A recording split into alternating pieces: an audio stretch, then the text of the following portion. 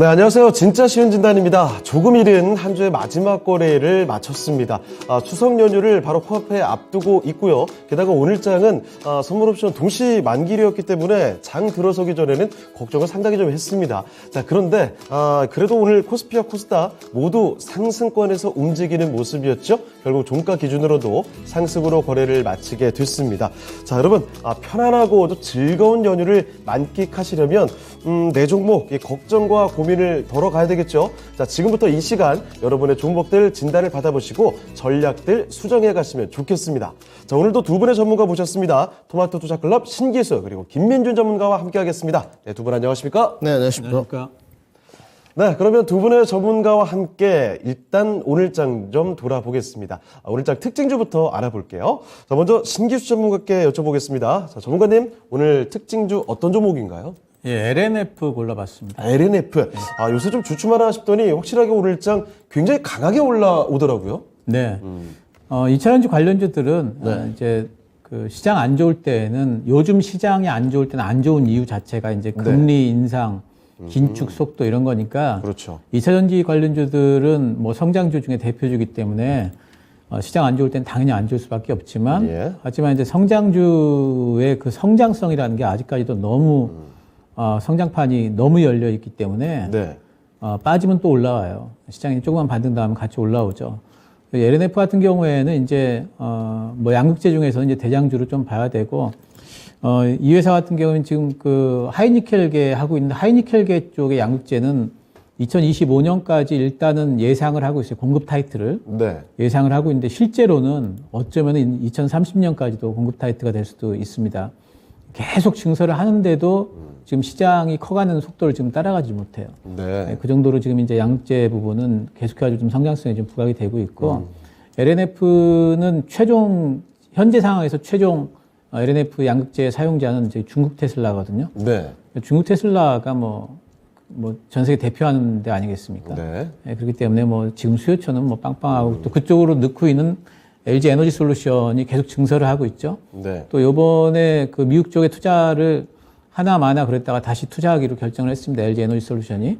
그럼 거기에 직접적인 수혜고, 이 회사 자체적으로도 지금 미국에 있는 레드우드라는 자원 리사이클링 회사예요. 그러니까 그쪽에서 이제 그 조인트 벤처를 하는데 미국 쪽에다 공장을 세우잖아요. 이거는 이제 IRA 그 법안의 수혜도 받을 수가 있죠. 여러 가지로 좋은 점들이 아직도 많기 때문에 빠질 때마다 제가 LNF 같은 종목은 사자 말씀을 드리고 또 박스권까지는 또 올라갈 겁니다. 당분간은 박스권 매매를 좀 하셔야 될 거예요. 27만 원에서 22만 원 사이를 왔다 갔다 할 거니까. 하지만은 연말이 넘어가면서 한 번은 또 30만 원 도전하지 않을까 생각을 합니다. 알겠습니다. 자, LNF 특징주로 꼽아드렸습니다. 다들 아시다시피 에코프로 BM과 함께 코스닥 시총 최상위 종목이고요. 2차전지 양극재 대표 종목이죠. 조금 주춤하나 싶더니 오늘장에서 다시 한번 솟구치는 모습 6%가 넘게 훌쩍 올라갔습니다. 앞으로도 계속 주목해볼 필요가 있는 종목이다라는 측면에서 또 LNF 특징주로 살펴드렸으니까요. 이 종목도 기억해 두시고요. 자, 그러면 두 번째 특징주로 넘어가 보겠습니다. 김민준 전문가께 여쭤볼게요. 자, 전문가께서는 오늘 특징주 어떤 종목일까요? 네, 저는 오늘 기아 준비했습니다. 역시 대한민국 자동차면 떠오르는 대표적인 종목 현대차와 기아입니다. 기아를 특징주로 가지고 오신 이유는요? 네, 요즘에 이제 구주도주, 아까 신기수 전문가님께서 이제 하셨던 2차전지가 구주도주 중에 좀 대장주 역할을 했던 섹터라면, 그때 당시 2차전지, NFT, 메타버스, 이렇게 가겠죠. 날아갔었죠. 네, NFT 꼴 또 게임. 근데 지금 신주도주는 이제 신재생, 그리고 최근에 흐름이 나쁘지 않았던 자동차. 그리고 아직 반도체만 쉬어가고 있는데 요즘 완성차들의 흐름이 나쁘지는 않은 것 같습니다. 물론 기아의 차트 모습을 보시고 계시면 박스권 움직이긴 하는데 68,000원까지 떨어놓쳤는데 지속적으로 저점이 좀 올라오고 있거든요. 결국 이제 박스권 돌파가 관건인데 수급, 밸류, 실적, 삼박자는 모두 다 좋은 것 같습니다. 근데 주가가 이렇게 이제 삼박자가 좋다고 해서 우리가 원하는 만큼 시세가 분출되지는 않거든요. 어찌 됐건 통계학적인 예측보다는 확신을 좀 갖고 접근해 볼 수 있는 종목이고, 북미 지역에서 또 중국 지역에서 점유율이 떨어졌다고는 하나 상대적으로 선방했다는 평들이 주류를 이루고 있습니다. 네. 늘 수급 탑10 20위권 내에 현대차 그룹주, 기아는 항상 들어가 있거든요. 네. 대세 주도주 흐름은 저는 바뀔 수 없다고 보고 있습니다. 단지 이제 매번 말씀드리지만 완성차 업체 쪽으로 하려면 역시 매매보다는 투자 관점이 맞는 거고, 좀 후발주자 쪽에서는 투자보다는 매매가 좀 맞는 거고, 매매 종목도 뭐 많이 말씀드렸습니다. 셀트란모텍, 뭐 아모그린텍, 화신. 최근에는 이제 명신산업까지 분위기가 좀 좋거든요.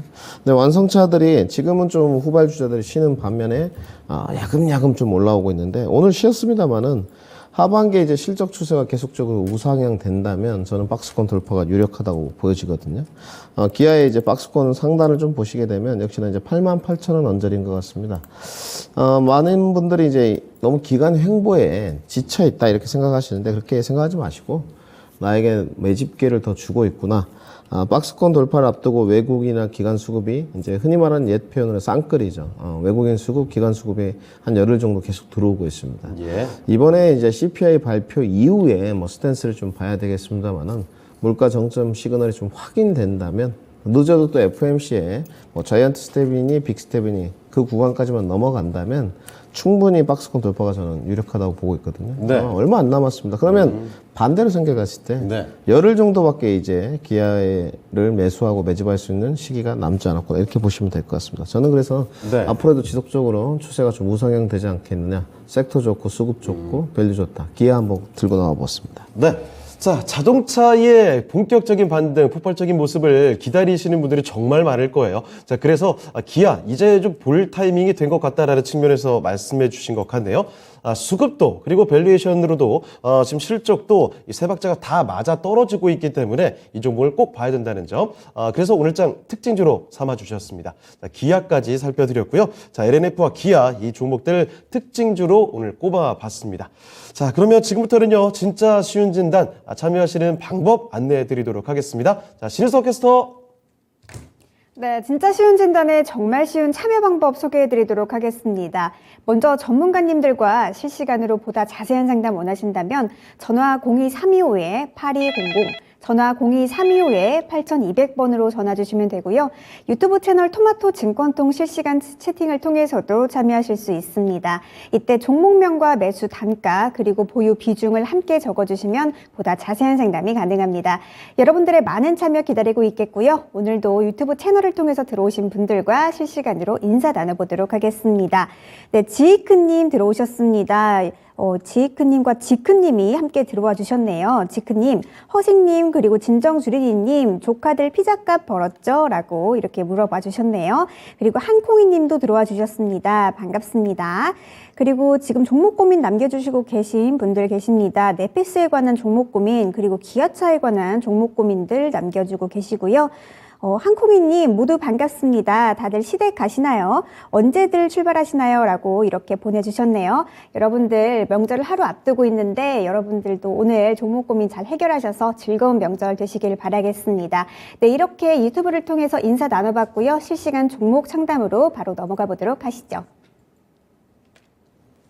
자, 그러면 지금부터는 실시간 종목 상담을 도와드리겠습니다. 추석 연휴 앞두고 있는 상황인데요. 여러분과 함께하는 첫 번째 종목, 어떤 종목으로 들어갈지 살펴드리죠. 지금 보니까 전화가 들어와 있는 거죠? 전화 한번 연결을 해보겠습니다. 네, 소장님 안녕하십니까? 안녕하세요. 수고 많으십니다. 네, 반갑습니다. 네, 오늘 어떤 종목 때문에 전화 주신 거죠? 일양약품이고요. 예. 23,600원에 15%예요. 일양약품 23,600원에 15% 가지고 계시고요. 네네. 자, 이 종목 혹시 매수하신 지는 얼마나 되셨나요? 한 달 전후로 제가 생각하고 있거든요, 지금. 그렇죠. 오래되신 거 아니죠? 네네. 예. 자, 일양약품 혹시 들어오시는데 명확한 이유가 있을까요? 제약바이오주가 많이 예. 떨어졌고, 앞으로도 이제 한 2년 주기가 다 됐기 때문에, 네. 앞으로는 좀 상승할 거라고 그런 얘기들을 많이 하길래, 이게 좀 괜찮다 싶어가지고서 한번 했더니, 네. 그대로 계속 떨어지길래, 이게 목표가 설정도 그렇고 손절가도 그렇고 좀 아리송해가지고서 전문가님한테 한번 여쭤보려고 이렇게 연결하게 됐습니다. 알겠습니다. 자, 말씀해 주신 대로 사실 제약바이오 종목들 너무 많이 내려와 있죠. 이 일양약품만 해도 뭐 네. 고점 나왔을 때가 2020년, 그러니까 2년 전에 이게 10만 원도 넘었던 종목이잖아요. 그렇죠. 한 9만 원, 10만 원 갔었죠. 그렇죠. 그래서 이 정도면 너무 많이 내려왔다. 이제 제약바이오 얘기도 나오는데 갈 때 됐다라고 판단하신 것 같아요. 자, 그런데 네, 맞습니다. 여기서 좀 실망스럽게도 계속 내려가니까 이걸 어떻게 해봐야 될까? 이 물음표가 많이 좀 뜨신 것 같습니다. 자, 그러면 일양약품 지금부터 좀 계속 봐도 괜찮은 종목인지 보유할 만한 종목인지를 한번 알아볼게요. 네네. 예. 자, 신기수 전문가와 함께 일양약품 진단해 드리겠습니다. 자, 전문가님, 일양약품입니다. 이 종목 진짜 많이 내려왔는데 이 갈 타이밍이 됐다 싶은데도 계속 가지 못하고 있습니다. 어떻게 봐야 되겠습니까? 예, 요 근래 이제 제약바이오 쪽이 좀 꿈틀댑니다. 네. 예, 그리고 이제 그동안에 이제 학회 모멘텀이라든가 임상 모멘텀 같은 것도 좀 안 듣다가 네. 이제 하반기 되면서 학회 모멘텀도 좀 듣는 것 같고 그리고 이제 제약바이오 쪽에 자기 나름대로의 임상 모멘텀, 지금까지는 임상 그러면 코로나 얘기 외에는 뭐 아무리 뭐 임상 소식이 네. 나와도 전혀 이제 주가에 영향을 안 줬어요. 맞아요. 근데 이제 지금은 이제 그런 것들이 좀 들으면서 움직이는 구간이에요. 네. 근데 이제 그 종목 선택을 하실 적에 일양약품 같은 경우에는 이제 물론 임상 쪽이 있어요. 이제 파킨슨 이상이 있거든요, 지금. 네. 그래서 치매 관련해 가지고 뉴스 나오면 한 번씩 치매 관련주로 올라갑니다. 치매 관련주들 또 강하게 올라가지 않나요? 예, 예. 이제 그렇게 이제 올라가고 하는데 예. 그때도 일양약품이 대장주는 아니에요. 아하. 예. 그리고 이제 그 일양약품을 선정하신 이유가 이제 뭔지는 제가 모르겠는데 네. 가령 이제 일양약품은 그래도 영업이익이 나오더라 이러고 선정을 하셨다면은 네. 그건 바이오에 대한 접근이 조금은 좀 잘못되셨다고 봐요. 바이오 쪽은 바이오를 투자를 할 때 실적을 보고 하셨다면은 네. 그러면 실적이 명확한 다른 업종을 하는 게 훨씬 나아요. 그렇죠. 예. 왜냐하면 바이오 쪽에는 실적 변동성이 클 수도 있고, 그렇죠. 일양약품 같은 경우에는 변동성 문제가 아니라 성장성이 매출액이 지금 2019년도에 3,200억, 네. 20년도에 3,400억, 21년도에 3,700억, 4,000억을 못 넘어가죠. 네. 그러니까 외형 성장이 안 되는 회사예요. 그렇기 때문에 실적으로 접근하려고 바이오를 할 것 같으면은 차라리 실적 쪽에는 뭐 네. 다른 쪽들이 많으니까 접근하셔야 돼요. 그러니까 바이오 쪽 접근하실 때는 이제 임상 보고 접근하셔야 돼요. 네. 이것만 정말 되면은 대박이다 하는 그런 것들을 좀 품고 있는. 네. 기대감 정말 예. 큰 종목들 있죠. 예, 그렇습니다. 이제 그런 종목으로 접근하셔야 되는데 일양약품은 보통 시장에서 보기에 그런 종류의 제약바이오 쪽은 아닌 것 같아요. 근데 어쨌든지 간에 뭐 반등은 나올 것 같습니다. 네. 이 정도 빠졌으면은 이제 뭐 거의 바닥권인 거는 같고요. 이제 셀트리온이 이제 반등이 좀 나올 것 같기 때문에 셀트리온 반등 시에 이제 일양약품도 같이 반등은 나올 것 같아요. 근데 네. 제약바이오 중에서 매력도는 확실히 좀 떨어지고 또 이제 이 일양약품이 어디 학회에 나갔다는 얘기를 들어본 적이 없거든요. 네. 예, 그래서 이제 그런 모멘텀들도 좀 없기 때문에 본저가 약간 아래 23,000원 정도까지 올라오면은 매도를 하시고 조금 더 바이오를 하실 것 같으면 좀 더 탄력 있고 네. 모멘텀이 좀 있는 시장에서 관심을 좀 받는 종목으로 좀 갈아타시는 게 좋을 것 같아요. 네, 알겠습니다. 자, 시청자님, 일양약품 주가가 좀 많이 내려가 있는데, 이 종목이 시장에서 확실히 많은 투자자분들한테 좀 소외를 받는 그런 종목인 것 같습니다. 그래서 이 종목은 일단은 현재 시점에서는요, 매수하신 가격 그 부근 23,000원 정도까지 반등이 나오게 되면 거기서는 팔고 나오시는 게 좋을 것 같다는 말씀 해주셨어요. 조금 더 기대감이 큰 시장의 관심을 받는 종목 쪽으로 옮겨가시는 게 좋을 것 같습니다. 충분한 답변 되셨을까요? 네, 고맙습니다. 감사합니다. 알겠습니다. 많이 참고됐네요. 네, 추석 연휴 잘 보내시고 다음에 또 궁금한 종목 있으실 때 연락 주세요. 네, 감사합니다. 네. 자, 이렇게 종목 진단 첫 번째 전화로 해봤습니다. 제약바이오 종목 일양약품이었죠. 사실 뭐 제약바이오 종목들 중에 이런 종목이 굉장히 많습니다. 고점 대비 뭐 반토막도 훨씬 더 나 있는 종목들이 있는데 이 가운데서 다시금 뭐 주가가 낮아졌다고 무조건 올라갈 수 있는 게 아니에요. 어떤 모멘텀이 있는지 기대감이 충분히 있는 종목인지 시장의 관심을 받을 수 있을런지도 꼼꼼히 따져볼 필요가 있다는 점을 같이 한번 체크해 두시고요. 자, 첫 번째 제약바이오 종목 하나 살펴드렸고 두 번째 종목으로 옮겨가 보겠습니다. 자, 진은석 캐스터.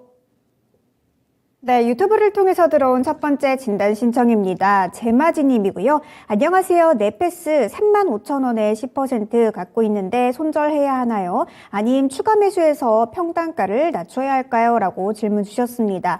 네페스 반도체 관련주죠. 반도체주의 업황이 최근에 굉장히 좋지 못하기 때문에 많은 고민이 있으실 것 같습니다. 35,000원에 매수를 하셨다고 했는데 차트를 보니까 굉장히 갖고 계신 지 오래된 것 같습니다. 아마 전고점 근처에서 매수를 하신 것 같은데 올해 초쯤에 들어가신 것 같습니다. 정말 오랫동안 많이 마음고생 많으셨을 것 같습니다. 지금도 계속해서 조금 하락하고 좀 좋지 못한 흐름 보이고 있는데 35,000원대까지는 다시 오르기가 조금 최근의 흐름으로는 힘들 것 같다는 생각이 들기도 하고요. 추가 매수해서 평단가를 낮춰야 할까요? 라고 질문 주셨는데 전문가님께 여쭤보도록 하겠습니다. 김민준 전문가님 어떻게 대처하면 좋을까요? 네, 뭐 PMIC 공략을 좀 하신 것 같거든요. 제가 봤을 때는 이제 물적 분할이 네페스 아크까지 됐는데 이제 뭐 팬아웃 기술력에 관해서 이제 WLP라고 하는데 뭐 턴킹 과정까지 되는 회사인 것은 틀림없습니다. 이제 PMIC라고 하는 것은 전력 반도체를 일컫거든요. 근데 주가가 좋지 않았죠. 주가가 좋지 않은 데는 이 기업은 좀 이유가 있습니다. 다른 종목들은 지금 실적이 좋은데도 주가가 내려갔거든요. 근데 이 기업은 두 번 주가가 흘러내린 이유가 실적이 좋지 않았습니다. 네, 결국은 이제 실적이 어느 정도 받침이 되는 종목들은 그래도 하방 지지대를 형성했는데 이 기업은 3만 원대에서 한 번 더 빠졌었거든요. 그리고 네페스보다는 아무래도 물적 분할을 한 네페스 아크가 더 나을 거라고 저는 좀 판단을 하고 있는데 결국은 이제 후공정 패키징 쪽에 이제 WLP라는 기술, 최근에는 WLP인데 이 기술이 좀 부각이 돼야지만 주가가 좀 오르겠죠. 반도체 쪽에 이제 수급이 좋지 않고 뭐 필라델피아 반도체 지수도 많이 내려가고 있고 상당히 어렵습니다만은 이제 비중이 이제 10%시니까 부담감 없이 조금 견디신 것 같아요. 충분하죠. 단지 이제 네페스에 정말 확신 있는 투자 좀 내려왔을 때 다른 종목들의 수익이 좀 창출되고 그 현금이 확보됐을 때 좀 추가적으로 매수를 해서 15% 20%까지 비중을 채울 것이냐 이제 이렇게 아무래도 기결이 돼야 될 것 같은데 저는 그러기에는 네페스는 좀 어려워 보인다고 생각이 들고 있고요. 그 이유인 즉슨 2분기 때 영업이익이 이제 흑자를 기록했는데 판관비라든지 감가상각이 많이 되다 보니까 단기 순이익은 또 적자였거든요. 한번 표를 보시죠. 작년에도 적자, 재작년에도 이 기업은 적자를 썼습니다. 조금 아쉬운 것 같아요. 특히나 작년에는 적자폭이 더 컸습니다. 2020년도보다. 그리고 분기도 보시게 되면 1분기에도 적자, 2분기에는 흑자를 기록했는데 오히려 판관비 증가이기 때문에 단기 순이익 부분은 더 적자를 기록했어요. 이제 이 부분이 언제쯤 마무리가 될 것이냐. 하반기 때 이제 삼성전자에 대한 뷰가 굉장히 엇갈립니다. 실질적으로 뭐 디램 반도체 가격이 떨어지고 있다. 반대로 출하량은 또 올라가고 있거든요. 이제 정말 싸게 박리 다매로 팔아서 출하량 부분이 올라가기 때문에 그 부분을 채울 수 있느냐 의구심이 남아 있거든요. 그런 부분까지 길게 말하면 좀 상담이 길어질 것 같고 지금 이 기업의 가장 큰 문제점은 일단 실적으로 흑자를 보여줘야 된다는 사실인 것 같아요. 다른 기업들은 지금 흑자를 보여주고 있는데도 주가 상승폭이 더딘데 지금 모멘텀 가지고만 적자 기업의 반도체가 갈 것이다. 이렇게 생각하기는 어려운 것 같습니다. 기준 가치가 이제 섹터마다 포인트가 틀린데 아무래도 반도체는 모멘텀 하나 가지고만 가기에는 역부족인 게 있습니다. 실적과 밸류가 좀 뒷받침돼야 되고 밸류에이션도 반도체 치고는 싸지가 않죠. 보통 반도체가 많이 주면 12배, 13배 정도인데 이 기업은 지금 뭐 BPS를 계산해봐도 지금 12배, 13배가 훌쩍 넘어가는 기업입니다. 그렇기 때문에 제가 봤을 때는 아직까지는 상승주로 가기에는 힘들다.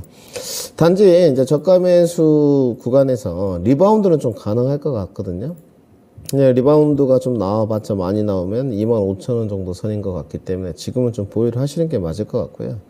이렇게 하시는 게 가장 좋을 것 같습니다. 네페스로 승부를 보는 것보다는 비중을 10% 실어서 단가를 뭐 22,000원 선까지 낮추는 것보다는 제가 봤을 때는 한 5% 정도 전략적으로 좀 물타기를 시작해서 본전에 왔을 때 5% 정도 타면 제가 봤을 때 단가가 한 28,900원까지 내려오실 것 같거든요. 그 언저리까지 붙었을 때 손절을 하고 다른 종목 교체하는 게 좋을 것 같고 하반기에 결국은 반도체 업종이 간다고 했을 때 후발주자 업종을 봤을 때 기대가 되는 쪽은 역시나 후공정 패키징, 그 다음에 후공정 장비, 그리고 3나노 쪽이거든요. 여기 세 군데 말고 과연 다른 소재나 재료 쪽이 부각이 되고 PMIC가 부각될 것이라고는 저는 생각하지 않습니다. 우선 뭐 소재나 재료는 원익QNC, ISC, 리노공업 다 먼저 출발을 했거든요. 출발 안 한 쪽에서 실적이 좋아하는 쪽이 있어야 되는데 네페스는 제외다. 이렇게 좀 말씀을 드리고요. 손절가는 필요 없을 것 같습니다. 지금 손절하기엔 늦으신 것 같거든요. 35,000원인데 19,000원이다. 굳이 손절 필요 없고요. 좀 버티시는 매매 전략이 중요할 것 같습니다. 답답하시면 리바운드 과정에서 교체 목표가는 25,000원 설정해 드리고요. 좀 물타기를 해서 내가 조금 더 가져가서 손실을 줄이고 나오는 목표가는 28,000원 설정해 드리도록 하겠습니다. 네. 자, 넷패스 살펴드렸습니다. 35,000원 조금 높은 가격에서 지금과 비하면 좀 높은 가격이죠. 그때 매수하시고 믿음을 갖고 좀 기다리셨던 모양이에요. 그런데 주가가 너무 많이 좀 내려왔습니다. 자, 그래서 당분간도 이런 움직임이 좀 이어질 것으로 보이니 빠져나오는 전략을 일단 선택을 해주셨네요.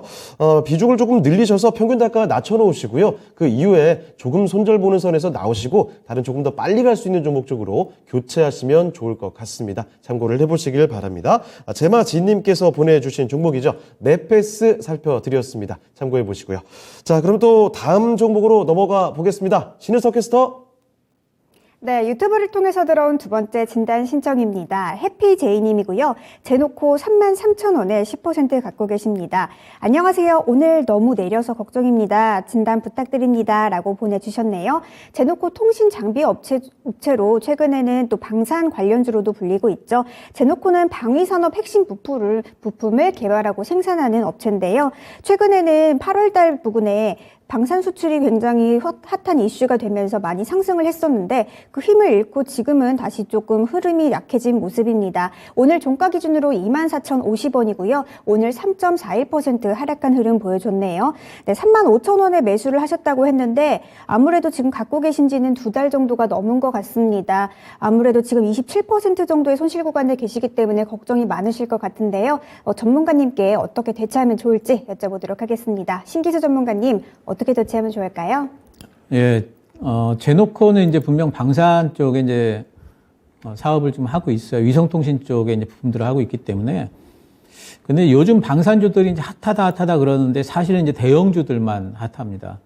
그러니까 지금 작은 종목들, 제노코를 비롯해서 퍼스텍, 빅텍, AP 쪽, 이제 이런 쪽들 전부 다 그렇게 주가 좋지 않아요.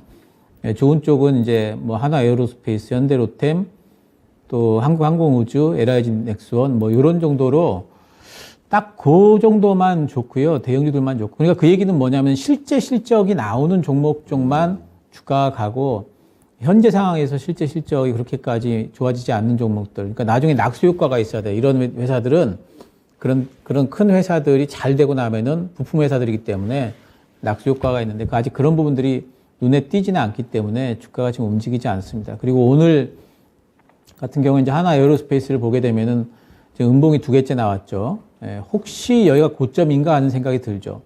예, 그리고 하나 에어로스페이스 볼까요? 이게 하나 에어로스페이스고 현대로템 보면은 현대로템을 보게 되면은 지금 좀 쉬는데 반등이 나올지, 반등이 나오면 또 전고점 돌파가 될지 안 될지. 그러니까 지금 방산주들이 좀 많이 올라와 있기 때문에 단기적으로는 그렇습니다. 그런 데에 대한 우려들이 있어요. 그렇기 때문에 오늘 제노코 같은 작은 종목들은 이제 밑으로 더 빠졌는데 지금 제노코를 계속 들고 있다가 잘못하다 이제 정말로 하나 에어로스페이스나 이런 종목들이 21선 깨고 이러면은 더 빠져버리거든요. 그래서 지금 이제 이 종목에 대해서는 조금 이제 손절선을 좀 정하시는 게 좋아요. 그래서 손절선은 얼마 정하시냐면 23,000원 정하시면 될 것 같고요. 네. 23,000원 깨지면 이제 61선은 현저하게 이탈하는 거기 때문에 그때는 던지셔야 되고 만약에 거기가 안 깨진다면 하나 에어로스페이스가 한 번 더 가준다면은 얘도 이제 반등이 나올 텐데 28,000원을 지금 넘는 게 굉장히 관건이에요, 지금. 121선이 거기 지금 딱 버티고 있어가지고 어떻게 될지 모르겠지만 어쨌든 23,000원이 안 깨지면은 지금 비중이 15%시죠? 네, 비중 10% 갖고 계시네요. 아, 10%세요? 그러면은 그냥 27,500원에 파세요. 예, 단기적으로 지금 27,500원을 넘어갈지 안 넘어갈지 그거를 마음 졸이면서 보고 있기보다는 반등이 나올 때 이제 팔아버리고 그리고 방산주를 접근을 하실 때는 충분히 하나 에어로스페이스나 그런 대형주들이 충분히 조정받기를 좀 기다리십시오. 예, 그리고 그때 접근하시는 게 낫고 지금은 좀 단기적으로 많이 올라와 이런 소형주들 손절선 깰 우려가 있으니까 대응을 잘 하셔야 되겠습니다. 네, 알겠습니다. 자, 재놓고 살펴드렸습니다. 방산 관련된 종목들 중에서도 좀 작은 종목으로 종목 진단이 들어와 있는데요. 33,000원에 매수를 하셨거든요. 자, 그때까지 계속 기다리시기보다는 그 전에 팔아보시는 게 어떨까 싶기도 하네요. 일단 손절선 명확히 지키셔야 되겠습니다. 손절 라인은요, 23,000원으로 잡아주셨으니까 요 가격을 이탈하게 된다면 급격히 떨어질 수 있거든요. 손절 라인 꼭 지켜주시고요. 비중이 뭐 굉장히 많지는 않으시기 때문에 일단 27,500원 정도, 요 정도 반등이 나오게 되면 매도를 해보시고 다른 종목 쪽에서 수익을 한번 또 노려보시는 게 어떨까 싶습니다. 자, 재놓고 살펴드렸습니다. 해피제이님의 종목 진단 도와드렸습니다. 자, 유튜브에서 이렇게 두 종목을 봐드렸고요. 다음 종목으로 가볼 텐데 이번에는 전화 연결해 보겠습니다. 네, 전화님 안녕하십니까? 네, 안녕하세요. 네, 반갑습니다. 네, 반갑습니다. 네, 어떤 종목 도와드릴까요? 네, 자화전자고요. 자화전자요? 네네. 네. 27,770원이고 5%예요. 그럼 요 종목 매수하신 거 얼마 안 되신 거죠, 지금? 네, 얼마 안 됐는데 계속 예. 내려서 네. 목표가가 어떻게 가야 되나, 여기서 손절을 해야 되나 싶어서 전화 좀 드렸어요. 알겠습니다. 그 말씀해 네. 주신 대로 네. 지난 그 8월 마지막 날쯤이었죠. 그때 한번 주가가 크게 오르고 나서 그때까지만 해도 분위기 좋았습니다. 이제 네. 다시 자화전자가 쭉쭉 가는구나 싶었는데 네. 그 뒤로는 계속 내려가고 있어요. 그렇죠? 네, 맞아요. 네, 어느새 지금 고점 대비 뭐 11% 정도 빠져 있는 상황인데 오늘도 좀 살짝 내려왔습니다. 자, 그러면 자화전자 이대로 이게 꺾인 건지 다시 기대감 가져볼 만한 건지 이게 궁금하신 거죠? 네. 네, 알겠습니다. 자, 자화전자 지금부터 알아볼게요. 네. 네. 자, 김민준 전문가께 여쭤보겠습니다. 전문가님, 자화전자 잘 가나 싶다가 자꾸 내려오는데 이거 어떻게 봐야 되겠습니까? 아무래도 뭐 이제 4월경에 시세가 한번 분출됐기 때문에 그런 현상이 있고, 이제 액추에이터 쪽 공략을 하신 것 같거든요. 자화전자의 기술력이라면 일단 뭐 전장용 카메라 쪽도 있지만 액추에이터가 가장 유명하고요. 예. 이제 모션 제어 쪽이고, 그다음 OIS도 있거든요. 그런데 이제 우리 시청자님이 이렇게 생각하신 것 같아요. 조금 고점 찍고 가격 조정을 이제 다 받고, 이제 기간 행보로 가서 다시 한번 좀 올라가지 않겠냐. 그러니까 생각을 이렇게 하신 것 같아요. 가격 조정, 네. 기간 조정 좀 끝났다. 그러니까 슬슬 가지 않겠느냐. 이런 것 같은데, 자화전자가 예전에 이제 부각이 되려면 카메라들이 좀 바람을 탔을 때 갔었는데, 지금은 약간 자율주행이 부각돼야 될 것 같아요. 근데 자율주행이 지금 완벽하게 뭐 칩셋 미디어, 모트렉스, 뭐 라닉스, 그다음 만도, 뭐 현대모비스를 좀 제외하고는 다들 좀 쉬는 분위기거든요. 그렇죠. 현대모비스는 현대차 그룹주들 수급이 뭐 현대차, 현대모비스, 현대글로비스 모두 다 좋습니다. 기아까지. 주가가 좀 더딘 부분이 있지.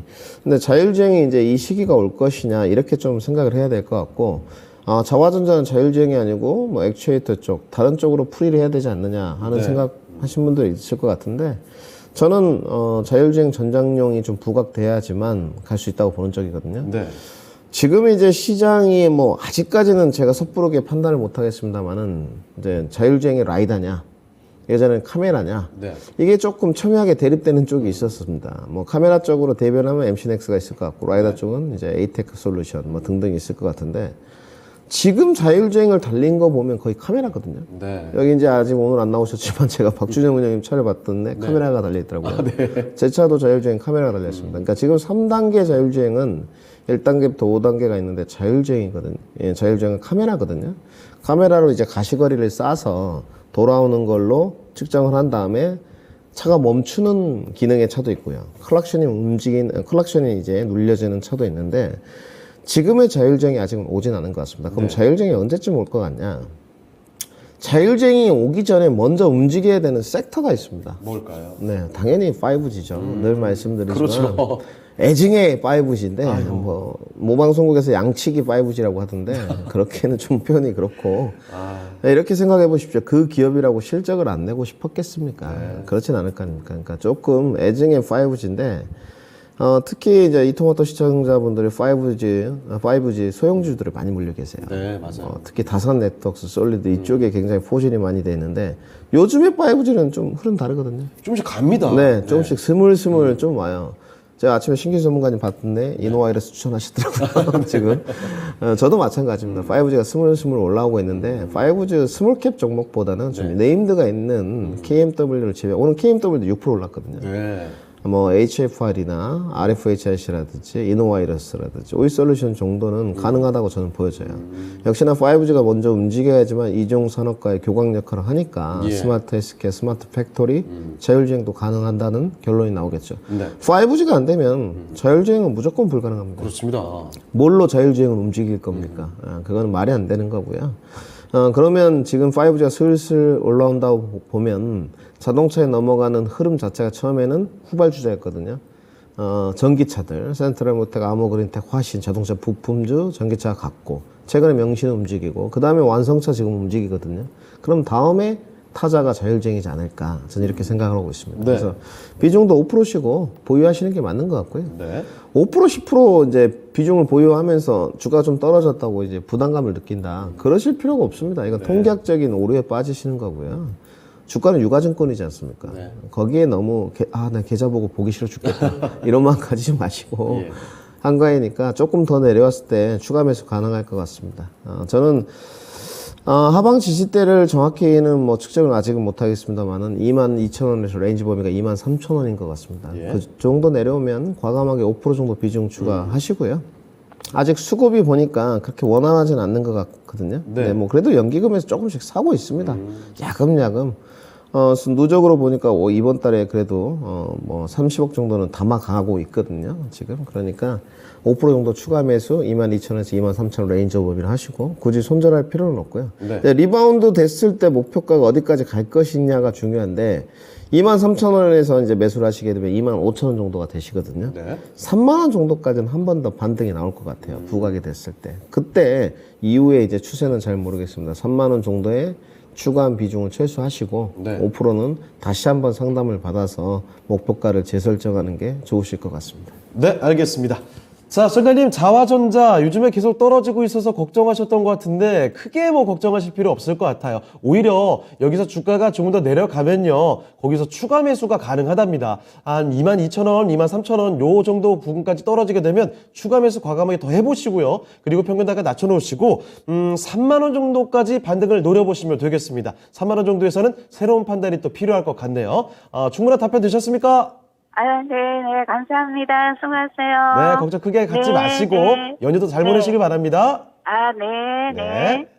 네, 전화 종목 진단 해봤습니다. 이렇게 자화전자를 해결해 봤네요. 걱정을 상당히 좀 하셨던 것 같은데 목소리 들어보니까 해결이 좀 되신 것 같습니다. 자, 전화 종목 진단 자화전자까지 해결을 해드렸고요. 자, 다음 종목으로 또 넘어가 보죠. 이번에는 유튜브 통해서 찾아봤습니다. 이 그래 님께서 보내주신 종목인데 이분이 또 이 닉네임과 딱 걸맞게 말투도 딱 맞춰주신 분이죠. 컨셉에 충실한 분입니다. 삼성바이오로직스 갖고 계시는데요. 81만 8천원에 10% 보유하고 계십니다. 자, 현재 주가가 81만 원이에요. 그러니까 뭐 최근에 매수하신 게 아닌가라는 생각도 들고요. 사실 근데 뭐 이 정도 가격대가 워낙에 많이 왔던 가격대라서 정확히 언제 들어오셨는지는 판단이 좀 잘 안 되긴 합니다. 바이오 대장이라 그래요? 라고 그래 님이 그래요 이 말도 많이 밀고 계시죠. 자, 삼성바이오로직스 그렇습니다. 바이오 대장 이제부터 어떻게 움직일까를 잘 봐야 될 것 같아요. 얼마 전까지 주가 잘 가다가 상승했던 폭을 다 돌려놨습니다. 지금부터의 방향성 참 중요할 것 같은데 한번 살펴보도록 하죠. 자, 신기수 전문가와 함께 진단해 드리겠습니다. 자, 전문가님, 삼성바이오로직스입니다. 아주 뭐 묵직한 종목인데 이제 어떻게 봐야 되겠습니까? 예, 삼성바이오로직스는 이제 셀트리온하고 약간 결이 달라요. 그러니까 셀트리온은 물론 삼성바이오로직스도 이제 자회사가 있고 바이오에피스 이번 분기부터 연결이 됐거든요. 그러면서 개발을 하고 있지만 약품 개발을 하고 있지만 사실 삼성바이오로직스를 바라보는 시장의 눈은 공장으로 바라보죠. 그러니까 약 공장이에요. 전문 약을 다른 회사에서 개발된 거를 이 회사가 그거를 생산을 해주는 CMO 사업을 하는 부분인데 그 얘기는 뭐냐면은 삼성바이오로직스의 외형이 커지려면은 공장이 잘 돌아가고 있을 때 매출이 더 느는 방법은 증설밖에 없거든요. 네, 그 증설을 해야 돼요. 그러니까 증설을 지금 계속 하는 구간 동안에 올라왔어요. 주가가. 그러다가 이제 증설이 딱 이제 멈추니까 주가가 옆으로 횡보를 하고 있는 겁니다. 그리고 내년도에 2023년도에 4공장이 또 완성이 됩니다. 그럼 그거를 생각을 해보면은 그럼 증설이 또 되니까 또 주가가 또 이제 반등이 나오겠구나 이 생각을 또 할 수가 있죠. 예, 그리고 2025년도가 되게 되면은 그 증설이 계속해가지고 되면서 2025년도에는 그 전체 생산 캐파로는 글로벌 1위가 됩니다, 이 회사가. 네. 그리고 지금 다른 그 바이오 CMO 쪽의 다른 회사들, 경쟁사들이 사실 증설을 안 하고 있어요, 지금. 예. 근데 삼성 바이오로직스가 지금 제일 적극적으로 하고 있는 건데요. 그런 거를 생각을 해보고 그 다음에 그 증설 공장만 막 지었는데 이게 장사가 안 되면 안 되잖아요. 근데 이 회사가 예전에 한번 FDA한테 한번 생산 시설에 대해 가지고 네. 한번 점검해봐라 뭐 하는 이제 그런 것 때문에 한번 주가가 흔들렸던 적이 있어요. 네. 근데 그거 한 건 있고 나서 절대 그게 없어요, 지금은. 네. 예, 그렇기 때문에 지금 생산 능력과 관련해 가지고도 전 세계적으로 신뢰도가 있는 회사다 이렇게 예. 봐야 되겠고 지금 거의 모든 세계 제약사들이 다 연구 개발만 하고 있지 자기들이 직접 지금 이걸 그 약을 전체적으로 다 만들겠다고 나서는 그런 회사들은 없어요. 예. 그래서 삼성 바이오로직스 삼성 바이오 로직스 맞죠? 예, 네, 이름이 그렇습니다. 헷갈려가지고 발음이 좀 쉽지가 않아요. 예, 삼성 바이오로직스 같은 회사가 네. 꼭 필요하고 그리고 앞으로 제약 사업 자체가 이제 커진다면은 이 회사는 뭐 적어도 뭐 지금 이상은 가야 되는 이제 회사로 보고요. 네. 또 특히나 지금 삼성 바이오 에피스가 이제 편입이 됐잖아요. 네. 근데 지금부터 이제 제약 바이오 쪽에 뭘 보셔야 되냐면은 그 내년도에 이제 미국 쪽에 휴미라 그 네. 특허가 만료가 됩니다. 그러면서 이제 그 글로벌 이제 제약 굉장히 잘 팔리는 약들이 전부 다 특허 만료가 돼요. 네. 그러면서 이제 뭐 바이오시밀러라든가 시밀러 쪽에 제약들이 그 약품들이 막 쏟아져 나올 거예요. 예. 근데 그 중에서 삼성 바이오에피스가 또 하고 있는 분야가 상당히 좀 유력한 약품들이 많이 있어요. 그래요. 예, 그래서 이제 그런 부분들을 이제 연결됐기 때문에 네. 또 이제 볼 수가 있어요. 그래서 삼성 바이오로직스는 뭐 지금 구간 뭐 매수 충분히 가능한 구간이고요. 올라가게 되면은 근데 이제 그 100만 원을 넘는 게 이게 아마 진통이 있을 거예요. 네. 100만 원이라는 이 단위가 10만 원대에서 100만 원 단위로 가는 게 이게 얼마나 심리적으로 완전히 다르죠. 네, 부담이 되기 때문에 진통은 있을 겁니다. 그래서 1차 목표가는 한 95만 원 정도 이 종목을 잡으면서 뭐 일주일만 투자하겠다 이런 건 아니실 테니까 네, 그렇죠. 95만 원 정도 1차 목표가 한번 잡으시고 거기서 한번 좀 한 번 좀 매도를 하시고 그리고 이제 100만 원 넘어가냐 마냐 이거를 계속 쪼고 계시지 마시고요. 그러면 스트레스 굉장히 받잖아요. 스트레스 굉장히 받으니까 차라리 100만 원 넘어가면은 그때 시원하게 돌파해놓고. 네, 그러고 나서 살 기회가 있으니까 한 95만 원 정도 목표가 잡으시면 좋을 것 같아요. 알겠습니다. 네, 삼성바이오로직스 역시 뭐 긍정적으로 평가해 주셨습니다. 뭐 현재도 매수가 가능한 구간이다라는 이야기까지 해 주셨거든요. 자, 그런데 이미 지금 주가가 80만 원을 넘어가고 있고 100만 원 달을 넘기기가 정말 쉽지가 않을 거예요. 그렇기 때문에 100만 원 그 이전입니다. 95만 원 정도에서 매도를 해보시고 그 이후에는 100만 원을 좀 뚫어내고 나서 다시 지켜보자라는 점을 말씀해 주셨거든요. 자, 삼성바이오로직스 이렇게 대응하시고요. 그래그래님의 종목 진단 이렇게 맞춰보겠습니다. 자, 그러면 또 다음 종목으로 가보겠습니다. 자, 이번에 전화 한번 받아볼게요. 네, 전자님 안녕하십니까? 네, 안녕하세요. 네, 반갑습니다. 네, 반갑습니다. 네, 어떤 종목 도와드릴까요? 카카오페이요. 카카오페이요. 예. 이 매수가가 궁금해지는데 매수가와 비중 말씀해 주시죠. 74,000원. 4,000원 그리고요. 예. 비중은요? 비중 50%예요. 50%요? 예. 이거 비중 많이 담으셨네요. 예, 그래서 많이 떨어져가지고 58,000원 거의 깨더라고요. 네. 아니, 얼마 전에 58,000 상장후 최저 가격도 나왔어요. 깨서 그걸 팔았거든. 저 조금 남겨놓고 팔았는데 네. 많이 막 손실이 많이 봤어요. 네, 이거 지난 8월에 들어오신 건 아니고 계속 좀 비중 늘려오신 거죠, 이거?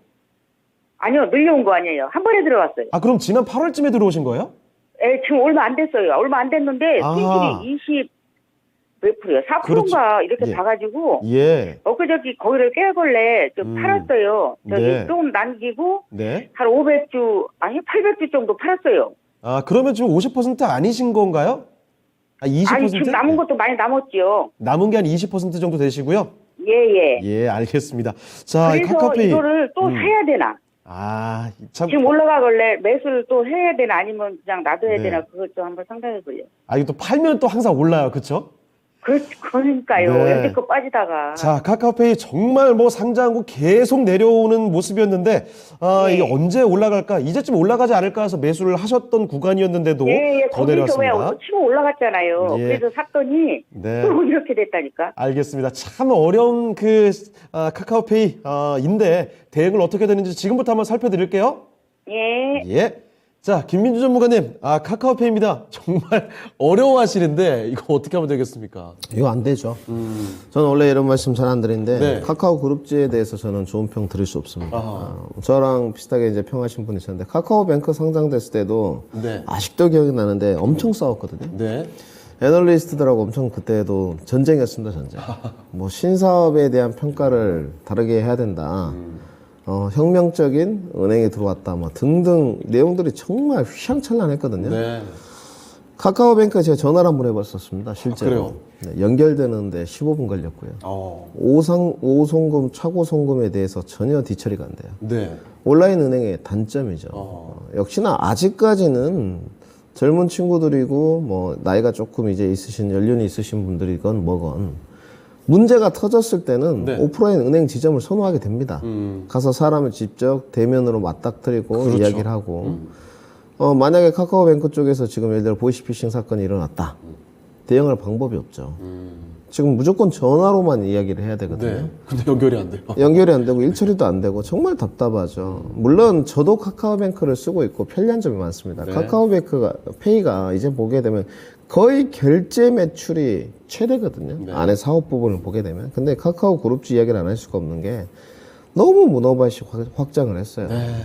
솔직히 뭐 다리가 이제 뭐 10개 뭐 이거 맨날 분사하고 분할하고 IPO 상장해가지고 이거 했는데 그렇죠. 결과물이 답을 해준 것 같아요. 이 카카오페이가 공모가가 9만 원이었습니다. 네. 9만 원짜리가 이거 19만 원 넘어가지고 막 25만 원까지 갔거든요. 그렇습니다. 지금 6만 천 원. 전 더 떨어진다고 봅니다. 올해도 적자거든요. 예. 일단 뭐 실적을 내놔야지만 답이 나오겠지 않겠습니까? 올해도 지금 영업이익이 마이너스 64억 적자. 네.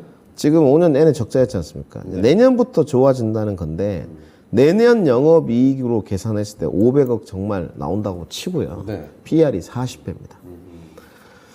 은행 비슷한 그룹주 중에서 PR이 40배. 네, 이거는 이거 2023년도 아니고. 기존 탑5 은행들이 보기에는 말도 안 되는 거죠. 그리고 여기서 하고 있는 사업들, 뭐 핀테크 사업이라든지 여러 가지 전자결제 사업 이런 등등을 네.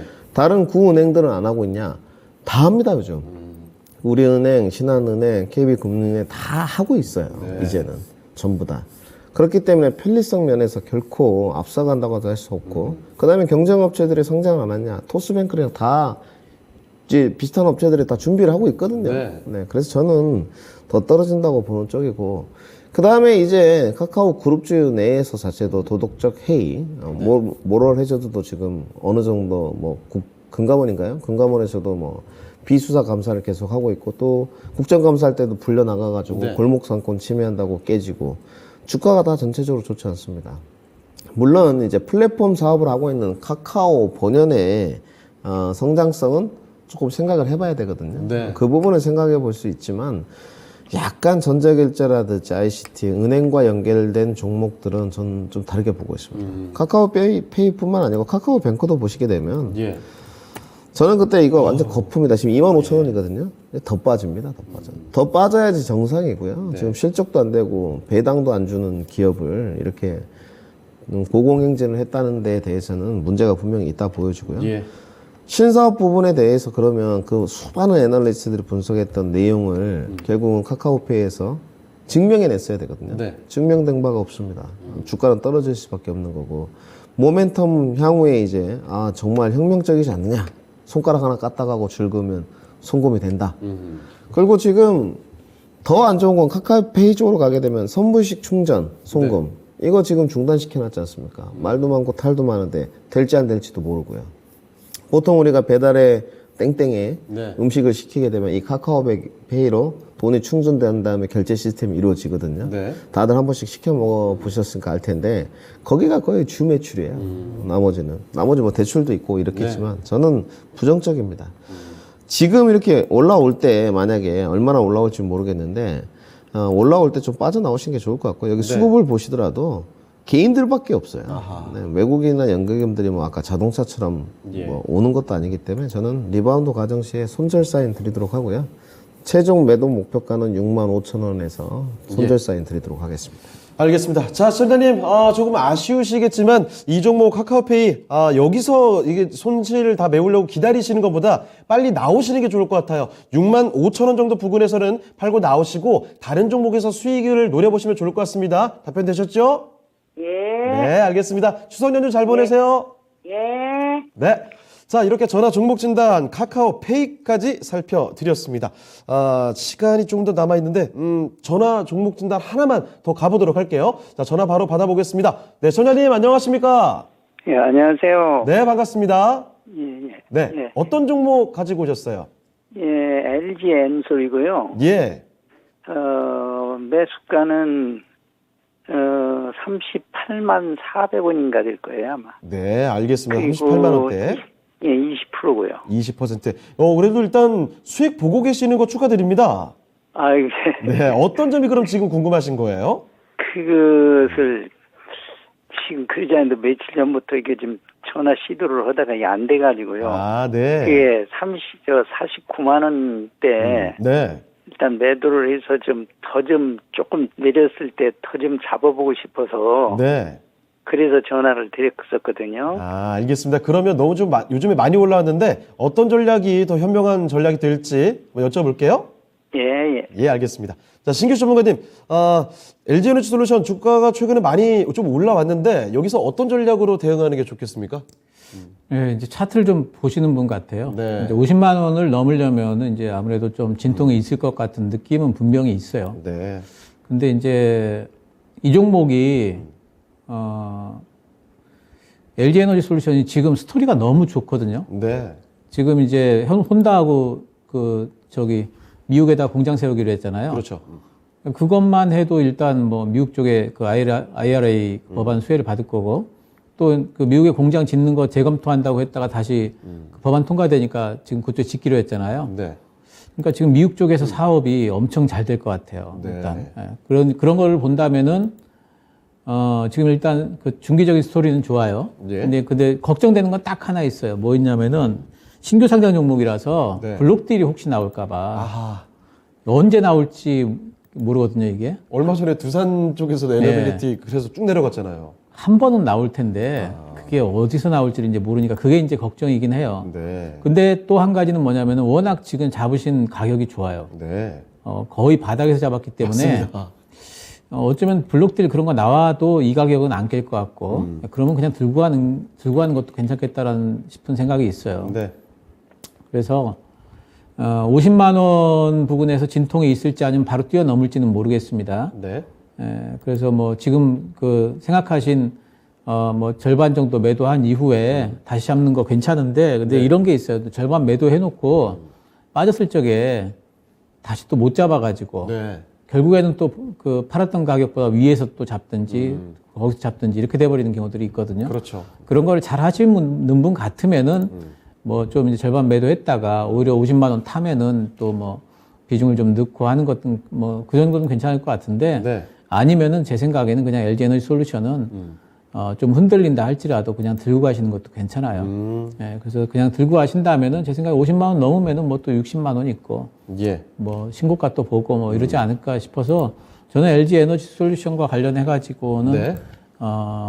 내년도 되면은 60만 원 넘어갈 것 같아요. 예, 그렇기 때문에 이 종목은 좀 중기적으로 빠른 종목도 아니기 때문에 예. 좀 중기적으로 좀 들고 가는 것도 괜찮겠다 생각을 하고 있습니다. 알겠습니다. 자, 청장님 말씀해 주신 대로 지금 뭐 그 약간 파셨다가 재진입구가 노리시는 것도 괜찮겠지만 중기적으로 뭐 상당히 지금 갖고 있는 환경들이 좋기 때문에 내년까지 보면 60만 원까지 바라볼 수 있는 종목이라고 하십니다. 쭉 들고 가는 전략도 유효할 것 같네요. 답변 되셨죠? 예, 소리가 너무 작아서 안 들려서요. 네, 일단 방송으로 다시 한번 나중에 한번 확인해 보시고요. 60만 원 정도까지 보셔도 될 것 같습니다. 네, 추석 연휴 잘 보내시고요. 네. 있고, 네, 60만 원까지 보유해 보시면 좋을 것 같습니다. 네, 추석 연휴 잘 보내시길 바랍니다. 자, 이렇게 전화 종목 진단 해봤습니다. 자, LG 에너지 솔루션까지 살펴드렸습니다. 자, 그러면 종목 진단은 여기서 마무리해 보도록 하겠고요. 지금부터는 연휴 끝나고 나서 다음 주 전략을 어떻게 봐야 되는지 살펴드리겠습니다. 자, 김인 전문가님, 다음 주 전략은 어떻게 봐야 되겠습니까? 네, 다음 주 전략이 드디어 승부의 관전 포인트인 것 같고요. 등락 과정은 뭐 지속될 것 같습니다. 예. 저도 조금 걱정이 되고 어제도 이제 방송을 거의 이제 매주 나오지 않습니까? 월요일부터 제가 방송이 다 있거든요. 월, 화, 수요일만 없는데 지금 이제 걱정되는 부분이 오늘 원달러 환율이 좀 내려갔는데 정말로 원달러 환율이 너무 많이 오르고 있거든요. 그렇습니다. 그 원달러 환율의 상승이 이제 중국 쪽이라 말씀드렸고 어제죠. 이틀 전인가요? 지준율이 인하를 했거든요. 네. 결국은 이제 달러 인덱스가 기축통화의 대표고 이 또 달러 인덱스 다른 통화류들과 반대이기 때문에 아무래도 달러 인덱스를 상승을 하는 게 위안화 절하가 일정 부분 한몫은 분명히 했다고 봐야 될 것 같습니다. 네. 지금 유럽이나 다른 국가들은 다 금리 인상해 가고 있거든요. 근데 따라주지 않는 거죠, 지금. 결국은 인플레이션을 자극하는 요소가 될 것 같은데 지금 이제 시장에서 확인하고 싶어 하는 거는 미국의 CPI가 정말로 물가의 정점을 지났느냐 네. 확인하고 그 다음에 FOMC 때 물가 정점 지났는데 0.75 할 거냐. 지금 0.75% 75bp로 굳어지는 분위기거든요. 네. 이번에 물가 잡을 때 확실히 좀 잡자. 그러면 이때 이제 원달러 환율이 정점을 찍고 내려오는지가 가장 중요한 것 같아요. 네. 여기서 이제 정점을 못 찍고 1,400원 돌파해서 간다. 이런 문제가 좀 심각해집니다. 정말로. 정부 당국에서라도 조금 나서야 되지 않나 이렇게 생각을 하고 있고요. 네. 코스피 지수로 보게 되면 2,400선 좀 이탈했습니다만은 2,400선 지지력 여부 테스트 추석 이후에 한번 거칠 것 같고요. 여기서 다시 2,400선을 안착한다면 과대낙폭이 좀 됐다고 보여지고요. 네. 그 다음에 이제 종목군 장세는 여전한 것 같습니다. 근데 이제 3분기 실적 준비하셔야 되거든요. 9월은 이제 다 지났습니다. 네. 벌써 이제 10월, 11월 들어가면 이제 실적 얘기가 나오기 시작할 건데, 예. 3분기 실적 내다보는 종목 장세가 펼쳐질 것 같고, 저는 뭐 정답은 아직도 자동차, 그 다음에 반도체, 신재생, 그리고 이제 리오프닝 하나씩 끼고 있으셔야 되거든요. 네. 리오프닝 중에 엔터. 그 다음에 요즘에 스물스물 올라오는 5G에 관심을 도읍자 이렇게 정리해 드리겠습니다. 네. 자, 이번엔 신규 전문가께 바로 여쭤보도록 하죠. 전문가께서는 다음 주 전략 어떻게 보십니까? 예, 저는 뭐 워낙 여러 코너에서 계속 똑같은 말씀을 드렸기 때문에 예, 관망이고요. CPI 확인 이후에 시장 반응이 중요합니다. CPI가 얼마나 나왔느냐 그것도 중요하지만 거기에 대해 시장이 어떻게 반응했느냐를 확인을 해야 되고 예. 만일 이제 CPI 때문에 이제 그 시장이 무너지게 된다면은 그러면은 그 다음 주는 쉬면 돼요. 쉬고 그 다음 주까지 이제 FOMC 저는 그 금리 결정 이후에는 시장이 무조건 반등이 나온다고 보거든요. 그래서 이제 그때까지 쉬면 되고 만약에 올라가면은 그때 매수하시면 되고. 네. 그래서 지금 뭐 그 다음 주는 그걸 확인하면 되고요. 만약에 반등이 나온다면은 저는 2차전지나 바이오나 네옴시티나 5G 쪽에서 좀 나오지 않을까 생각을 하고 있습니다. 네, 알겠습니다. 자, 신규 전문가의 시장을 바라보는 관점까지 들어봤습니다. 자, 그러면 오늘 전략은 여기까지 듣도록 하겠습니다. 두 분 보내드리도록 할게요. 오늘 두 분 말씀 고맙습니다. 네, 감사합니다. 네, 진짜 쉬운 진단 오늘은 여기서 마치도록 하겠습니다. 지금까지 다양한 투자 판단에 대한 도움 말씀을 드렸습니다. 하지만 특정 종목의 상승과 하락을 보장하진 않습니다. 이 점 기억해 주시고요. 자, 즐거운 추석 연휴 보내시고요. 저희는 다음 주 화요일 이 시간에 다시 뵙도록 하겠습니다. 시청해 주신 여러분 고맙습니다.